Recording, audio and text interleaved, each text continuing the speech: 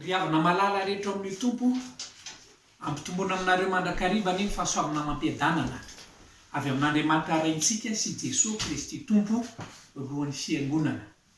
Nanao fanambarana ny fitondram-panjakana fa tsy azo atao ny fivorovoriana ary voakasika izany ny fanompoam-pivavahana ho antsika FJKM Ivandy firaisana manokana dia foana avokoa izany zao ny maraim-baovao, ny fampianarana ataon'ny sampana isaky ny fotoana ary indrindra ny fanompoam-pivavahana alady maraina izay fanaontsika. So ihany fa nanao fanambarana ny filohan'ny FJKM manao vavavaka isaky ny ankohonana atao visam-pianakaviana zany ary dia any zany zao tsika no fa mitondram-bavaka izao tranga eto amin'ny firenena izao. Amin'ity indray maka ity no hitondrana fampiarezana ho anao ry kristianina havana. Anankiray amin'izany ny Malakia 3:7-9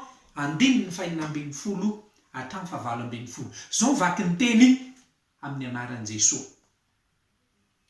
Ary tamin'izany izay nataotran'i Jehova dia samy niresaka tamin'ny namany avy. Jehova niaino ka nandray izany. Ary nisy boky nosoratana teo anatrehany ho fahatsiarovana izay mataotran'i Jehova sy mihevitra ny anarany. Ary ho rakotra soa ahy ireny amin'ny andro izay nitendreko ho Jehova tompony maro. Ary ho antra azy aho toy ny olona antra ny zanany lahy ka nanompo azy.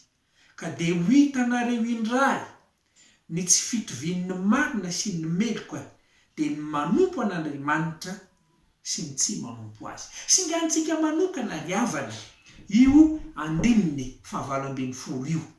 Ho hitanareo ny tsy fitovian'ny marina sy ny meloka dia izay manompo an'Andriamanitra sy ny tsy manompo an'Andriamanitra. Ry havana malala, misy tombon-dahiny manokana ataon'Andriamanitra amin'ny olona izay manompo azy. Ny olona manompo an'Andriamanitra, ny olona matahotra an'Andriamanitra, ny olona izay mihevitra ny anarany manokana. Ombenombeny dia fitentsika ny hoe tsy mitovy manompo an'Andriamanitra sy ny tsy manompo azy. Fa izao amin'ity indray maka ity zany dia somary halalinina tsara, apetraka tsara amin'ny toerany io ianao manompo an'Andriamanitra io. Ravana malala, izany hoe manompo an'Andriamanitra manana tahotra azy ianao. Tamin'izay fiainanao manokana, tamin'izay efa nifandraisanao taminy dia nihevitra manokana mihitsy ianao hoe izao zany tahotra an'Andriamanitra zany. Ka n'aiza misy ianao, ninona ataonao dia izao. Ny tahotra an'Andriamanitra no nibaiko anao tamin'ireny rehetra reny. Fitondrany teny, ny antom-panaovanao ny asa, ninona zany zavatra natao dia izao, io tahotra an'Andriamanitra io no nibaiko anao. Raha izay, ny faharoa, ny fanompona an'Andriamanitra. Tsy hoe manomponompo, fa ilay tena manompo an'Andriamanitra. Nandray anjara manokana ianao tamin'ny fanompona, tamin'ny fiderana, tamin'izay zavatra rehetra nataonao fanompona an'Andriamanitra. Mety hoe amin'ny fotoam-pivavahana zany, amin'in'ilay fanompona tanterahana iny. Kanefa koa misy asa manokana mihitsy zara fanompona nataonao. Tompona andraikitra amina sampana ve ianao? Sa tompona andraikitra ao anatina fiangonana manokana? Reny zany lazainy eto Ary reny asa reny raha ataonao dia izao, ny finoana ao anatinao no mibaiko amin'ireny. Ny epistily nosoratan'i Jakoba dia milaza maty ny tena raha tsy misy ny fanahy. Dia maty izany koa ny finoana raha tsy misy asa. Io asa io zany, io le asa fanompona io, ny finoanao no mibaiko anao tamin'ireny rehetra ireny. Dia mazava ho azy zany, raha latsaka ankaterena tahaka izao ny fiainan'ny firenena, izay misy fiantraikany amin'ny fiainam-piangonana, tsy tokony ho faty ny finoanao Ary eo no hitondrana fampiarezana, mahereza anao ry havana malala, fa Andriamanitra mihevitra anao. Eto amin'ny 7:20 dia nataony mazava tsara, indrindra amin'ny tapany faharoa, ho antra azy aho ho toy ny olona antra ny zanany lahy izay nanompo azy. Raha jerena ny dika teny ombonana amin'izy io dia hoe hitsimbina. Andriamanitra zany mitsimbina anao. Andriamanitra zany antranao ary zay fiantran'Andriamanitra sy tsipin'Andriamanitra anao zay no ametrantsika tsindrim-peo amin'ity ndray maky ity. Aika izany nalatsaka katerena ny firenena na misy zavatra mampatahotra na mampiahiahy ny tsy minin'Andriamanitra ianao. Miantranao Andriamanitra ary eo ny toeran'ilay hoe tsy mitovy ny manompo an'Andriamanitra sy ny tsy manompo azy. Mahere zavako io ianao manompo an'Andriamanitra io sady miantranao izy, mitsimbona anao izy amin'izany rehetra izany. Ary ny zava-dehibe dia izao, tsy piany mihitsy eo amin'ny 9:20 ny masonao no ahita izany. Zava-dehibe zany dia mba hombay mitadidy ao anatin'izao trangan-javatra zao ity 9:20 manokana ity. Tsy ataoko mitovy ny manompo sy ny tsy manompo ho Jehovahandriamanitra. Dia ndao indray tsika dia mipita amin'ny zavatra manaraka. Amin'ny faharoa indray zany zao dia hojerentsika ny Salamo 1:9. Ny 9 sy ny hatramin'ny 7 no hovakintsika. Zao no vakiny amin'ny anaran'i Jesosy. Na ny arety mandringana mandeha amin'ny maizina, na ny fandringanana mandripaka amin'ny tataovonana, na dia isy arivo lavo eo anilanao sy ray alina eo ankavananao, dia tsy atra aminao zany. Hijery maso fotsiny ianao ka ho hitanao ny amaliana ny ratsy fanahy. Zava-dehibe io amin'izao trangan-javatra nisy eto amintsika izao. Arety mandringana ny paritana. Tsy eto Madagasikara ihany fa efa hatrany ampitan-dranomasina rehetra any.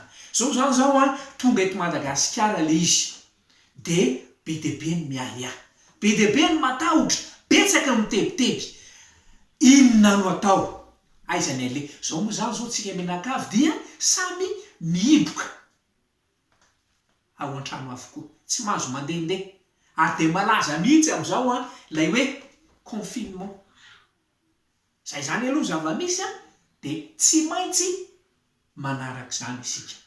Fa manoloana n'ilay arety mandringana, manoloana n'ilay fandringanana amin'io valana aretina io.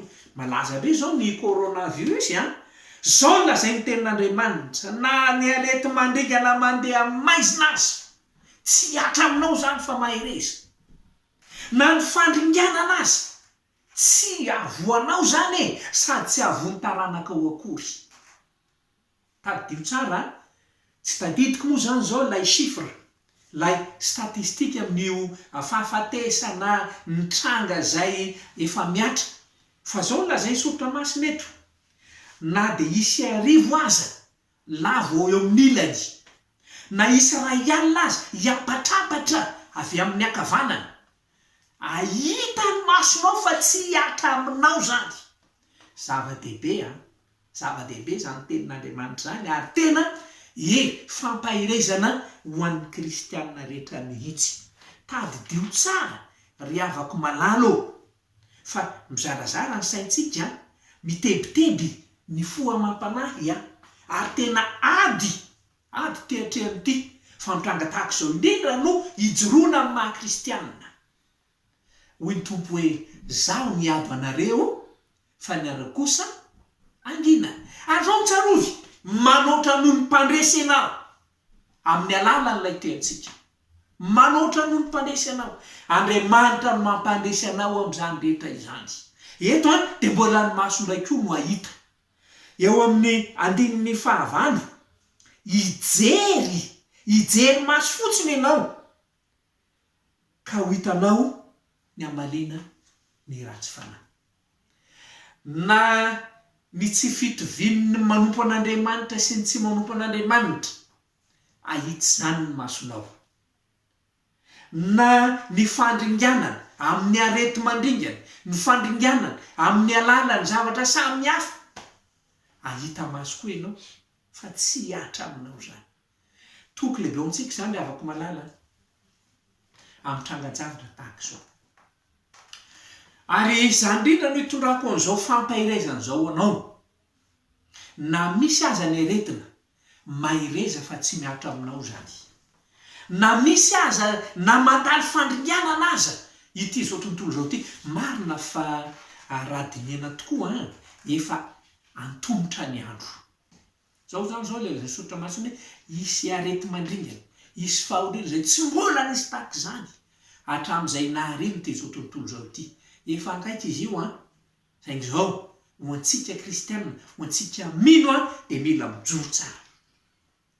Farandravana malala manoloana zany azy te ampaherenao hatrany aho zao no lazainy Isaia toko faraka amby 7:1 aza matahotra ianao fa mombanao aho ary aza mierikerika foana fa za no Andriamanitra, ino mampaherinao sady mitantana anao amin'ny tany nakavanan'ny fahamarinana. Zava-dehibe zany aza matahotra ianao, ny mpandika de miteny hoe io hoe aza matahotra io dia mahazo zany isan'andro sika satria 5:7 ny isan'izany ao anatin'io baiboly io, ka raha 10 andro zany ianao zao no midy aman-trano de tsaroa fa isan'andro ianao de mahazo toko hoe aza matahotra, anio rapitso aza matahotra, raha fakapitso aza matahotra. Andriamanitra ny momba anao e, misy aretina izy ny momba anao e, ary ity mpaminany Isaia ty ihany mbola nampitondray ny tompo fitendry manao hoe na mitandrano azy ianao tsy hanafitra anao izy, na mamaky ny afo azy ianao tsy homay fa za Jehovahandriamanitra no mitondra sy mitantana anao. Raha afaka malala andao isika ametraka ny fiainantsika amin'Andriamanitra, ametraka ny fiainantsika amin'Andriamanitra, izy no aoka hitokiana. Marina fa hoe misy hetsika ataon'ny fitondram-panjakana, misy hetsika ataon'ireo tompon'andraikitra ara-pahasalamana, atao ny fanampenam-bava, atao ny fanasan-tanana sy ny sisa, zava-dehibe reny ary anentanana antsika fa izao aiza ho aiza no ametranao ny finoanao, ny fatokinao amin'iza amin'Andriamanitra. Ndao fitiniko kely ny zavatra nampairezana anao tamin'ny tean'io ty manoloana ny fiparitany valinaretina coronavirus maro no mitebiteby, maro no miaia. Nambara taminao voalohany fa ny matahotra an'Andriamanitra manana toerana manokana, tsy mitovy ny matahotra an'Andriamanitra sy ny olon-dratsy, tsy mitovy ny manompo an'Andriamanitra sy ny tsy nanompo azy. Andriamanitra mihitsy no manao hetsika manokana ametrahana anao amina toerana zay tsy mbola nametrahana anao hatramin'izay. Zavatra faharoa, na misy aza ny aretina na mandeha aza ny fandringanana, matokian'Andriamanitra fa tsy miatra aminao zany. Toy ny miady isika, izy ny miady ho antsika fa isika kosa mangina. Ary ny farany fampahirezana, aza matahotra fa mombanao ary aza mierikerika foana fa za no Andriamanitra. Raha mitandrano ianao tsy hanafitra anao izy, ary na mamaky ny afo azy ianao tsy homay fa Jehovahandriamanitra no miaro anao. Maireza matanja fa mombanao ny tompo. Ho an'Andriamanitra ireny ny voninahitra. Amen. Andeha rivavaka sika ry havana. Ry Andriamanitra rainay eo misaotra anao zahay tamin'ny nahazahoanay ny fampita zao fampahirezany zao. Misaotra ny amin'ny fitondranao magaga tsy takatry ny sainay kanefa avelanao iainanay. Mivavaka ho an'ny kristianina tsirairay, ataovy mitoetra ho ampon'ny teninao ka atsiarovany fa tena tsy mitovy ny manompo anao mihoatra amin'ireo olona zay tsy matahotra, tsy mevitra ny anaranao. Misaotra anao zahay amin'izay efa nitondranao ny fiainanay, ary indrindra isaorana anao manokana fa na misy aza ny arety mandringana tsy miatra aminay zany. Ty ideranao zay Andriamanitra, ty hanome voninahitra anao amin'izany zavatra rehetra izany, ary ety izy mampahiry anay ianao. manala ny tahotra te anatinay ianao, mankasitraka indrindra tompo.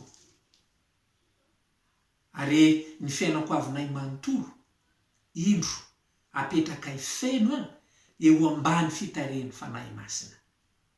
De mivavaka ho anisa matan'olona, jereo tompony tsirairay, ianao ampitombony finono, azo ny mijoro vavolombelona, fa na de eo aza ny arety mandringana, maro aneny arety mefa sitranao lehibe no ianao Andriamanitra renrehetra ireny. Mahatoky sy mino zany zay. Mivavaka ho anisa tokantrano, mivavaka isa mpianakaviana.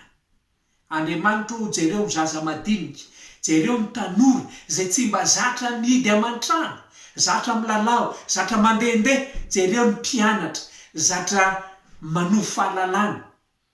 Am'izao n'io zao nefa mihidy aman-trano, mivavaka zay ry tompo jereo amin'indra fonao izy ireny. Jereo reo ray aman-dreny mihevitra ny ankohonany, jereo nisa mpianakaviana, ianao Andriamanitra mihitsy no hitsenjo zany. Mivavaka zay amin'ny fiainam-piangonana. Fantatrao tsy miafina aminao Andriamanitra fa mikatso avokoa ny fampandehanan-draharaha am'izao fotoana zao. Mivavaka izay ianao mihevitra izany.